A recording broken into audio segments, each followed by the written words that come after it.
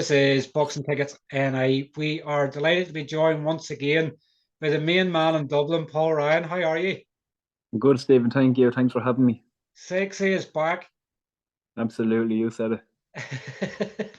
We've got a good enough connection now, Paul. I know how you operate, and I think I've been putting up your weeks to go sort of for your fights. We've had a wee Yeah. laugh and a joke along the way. Um, I'm just thinking, do you have a boxing nickname as such yet? No, we don't. Joe O'Neill was only on to me as well, saying that I haven't got one. Just never ended up getting one. What about the Heartbreak Kid? Yeah, it'd be a good one. Might be done for plagiarism on that one though. Shawn Michaels mightn't be too happy. It would, but I guess obviously the last 10 months, the last time we spoke to you, obviously an interview, obviously was obviously after you moved to 6-0 in Waterford. Probably it's fair to say maybe the last 10 months has probably been the most hardest for you so far as life as a pro. Yeah, it's been frustrating, all right. Like it's been difficult. Obviously we fought in April in Waterford. Then we were meant to fight in September. That fell through. So a lot of dates kind of been falling through, talking to dates, and they never materialized or anything like that. So it's been difficult, but I've just been controlling what I can control, which is me going to the gym when I have to go and doing everything right. I guess you're well versed now. Obviously, we're 3 days away from obviously Paddy McCrory, obviously fighting Edgar Palanga.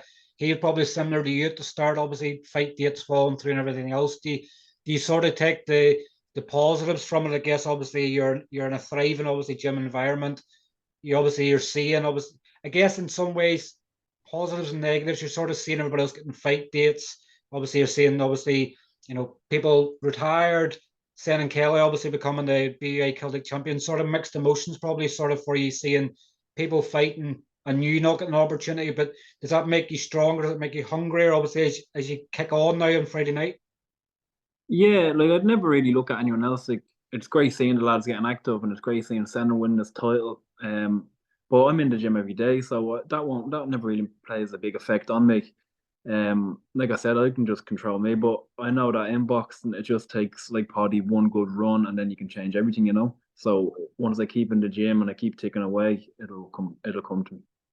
I guess signing a fight academy, I guess that's obviously a massive bonus for you over the last 10 months. And say you're on the card on Friday night. I think you might be on Fight Zone on YouTube, I believe, before the couple of main fights on the card are going to the zone. But like that's great news for you, obviously, in signing with Fight Academy that there's a potential there that a streaming giant like the Zone could be showing future fights. And I guess probably puts the pressure on you. Probably maybe to put a masterclass performance on Friday night and probably show people what they've missed over the last 10 months. Yeah, I don't know if I'll be on this one, but I think they did actually make a deal where they might get 4 or 5 slots a year off the zone. So that's great for me. But like for Fight Academy and Fight Zone, they have a lot of dates this year. I think they have 12 or 13 already penciled in. So that's music to my ears, keep me active, keep me ticking. That's Um, the one thing I was going to say. Sorry, you've probably been missing. There's my cat wanting in the interview in the background. She Jumping in. doesn't know that I'm not pinned in the interview, so she's not getting any airtime. That's music to your ears, I guess. When obviously you're hearing of a lot of fight dates, you probably want to make up in some ways for lost time over the last 10 months. Like you could probably fight Friday night, and then you could probably fight next Friday again. That's the sort of style that you are. Yeah, 100%. Like that. About from day one, I've always preached for activity. I've always asked for that. It's been start and stop. So I do hope that we can pick up from it and kind of kick on. They have a good plan in place for me, so they have a couple of dates already penciled in. So everything going to plan, then we should get nice and active for hopefully 5 fights this year. And like I know that sort of when we spoke previously, like you'll fight anybody sort of thing, and I know you sort of said you're sort of past sort of domestic sort of level. Like obviously, I'm seeing more recently, like just even looking through the Irish sort of rankings, you know you've Callum Walsh obviously potentially coming home, is in your weight class. Stephen McKenna, Brett McKenty, Dan O'Sullivan, probably some in different sort of levels. Like would would maybe 2024 maybe look at a Celtic or Irish title, or do you just want to push past that now? You've called enough people out, you've tried to make fights, you're just happy with what Fight Academy is going to do and maybe push you on towards European straps. Yeah, I'd like to push on, kind of get into that domestic mix over in the UK. I think like that, like you said, I've called for everyone in the way. It hasn't worked out. So I think that if we can move on, kind of crack on, get that domestic UK scene, and then touch on to European level by 2025 would be a good plan. It makes good sense in some ways. Obviously, if a lot of your fights are going to be obviously in England, that it makes sense for them, I guess, as promoters, because it'll be easier for some of them to sell tickets to fight you. So obviously, it makes, as you well know, and we don't need to sort of harp on about it. You've called for fights that haven't happened. Some of the English ones, Scottish, Welsh ones might take the fight, easier. Thinking in some ways, Paul, they might think you're a prospect that's been blown up, in some degrees. Obviously, we know the talent and stuff you have, like what you've accomplished as an amateur and everything else, but it might be easier for some of these guys to see the pound signs and take the fight rather than some people probably in some ways have been scared of losing a road to you. Yeah, 100%. Hopefully, like that, you said, we get kind of some of them English guys that are maybe doing ticket deals or they're looking for their kind of break, and they might say, "Well, here's a shot on a fight zone," upset the apple cart, get kept on. So that might entice them to take the fight as well. But I think that will be the best route for us to go. And like, I guess obviously you're a big boxing purist and stuff as well. Obviously, you watch a lot of boxing, like Irish boxing's thriving at the moment. It's probably in some ways you're sort of going all these fight cards and how did I not get a call up sort of thing. But like for you, sort of still coming through your development stage as a pro, like Irish boxing, I don't think in the time that I've been following it probably is ever looked so good. Yeah, absolutely. Especially like obviously you've Matchroom showing an interest back here. They're building a couple of guys. Then the Conlons are doing their thing. So there's big shows and then there's small hall shows as well, which is good that we're getting the best of both worlds. Whereas it's not just small hall building with kind of no end in sight. I guess you were probably very disappointed. Obviously, Dublin homecoming sort of in September, sort of not happening. Is there something been put in place with Fight Academy to maybe get you obviously at some stage a homecoming fight in Dublin? Yeah, they've actually, when I spoke with them, they talked of an interest of running a show over here in Dublin. So obviously, if we could get that for a good title, I could headline that and go from there. But they have an interest there, so that's a good sign. And I guess obviously you obviously have, I guess it's not on box rigs yet, but box rigs never the holy grail sort of, I guess there's things in the pipeline, but it's a 6 rounder, I believe you're in on Friday night, is that correct?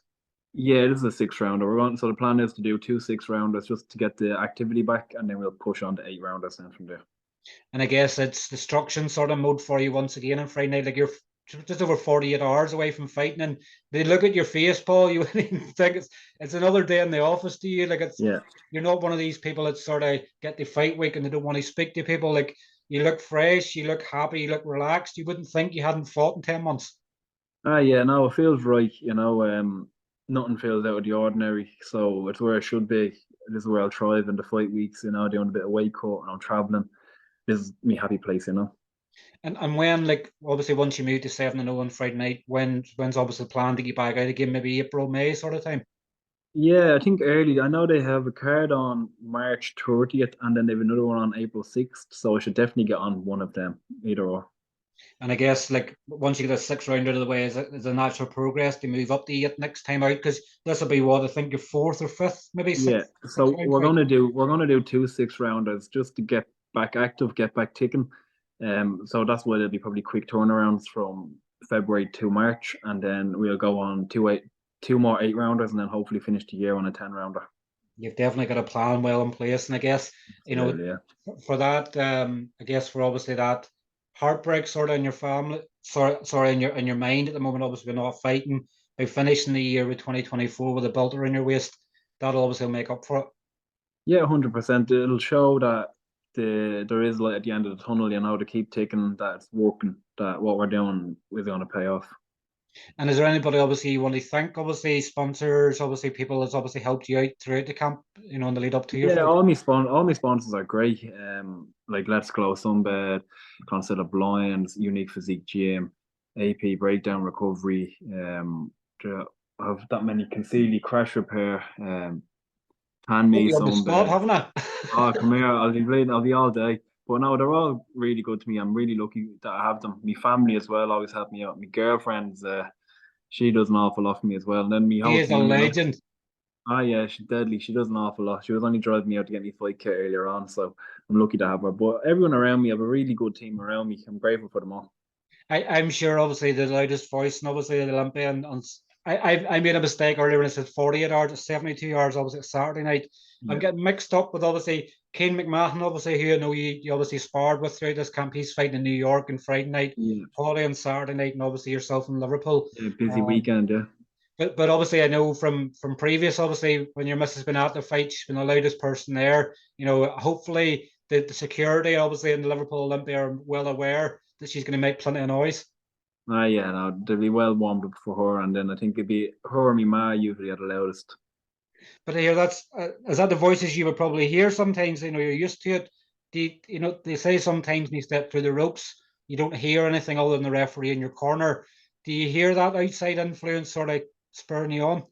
No, I don't like that. I don't ever actually hear Pete in the corner or else the referee. But when you're just so focused, like you wouldn't hear anything. At least if you don't have to hear Screamer or Big Mark, I guess that's probably a bonus. Big Mark will get his voice in, I'm sure. Yeah, But look, obviously, I want to thank you, obviously, once again for coming on having a chat with us. It's been a long 10 months. For you, obviously, I hope you get the activity. For me, as obviously a selfish part, it means I can get you on more and have a chat and a laugh and everything 100%. else. But Yeah, obviously, go well on Saturday night. We'll look forward to you moving to 7-0. Obviously, for anybody watching this, it's still looking for a sort of link and things for it. Obviously, once we can find a link for it, we'll share it on social media. Um, absolutely. Thanks as always for your time, Paul. And we'll catch up with you very soon. Yeah, Jen, Stephen, thanks for having me. Really Cheers, appreciate it. cheers, Paul. Take care. Thank you. Thanks. Bye. Bye bye. Bye bye. Bye.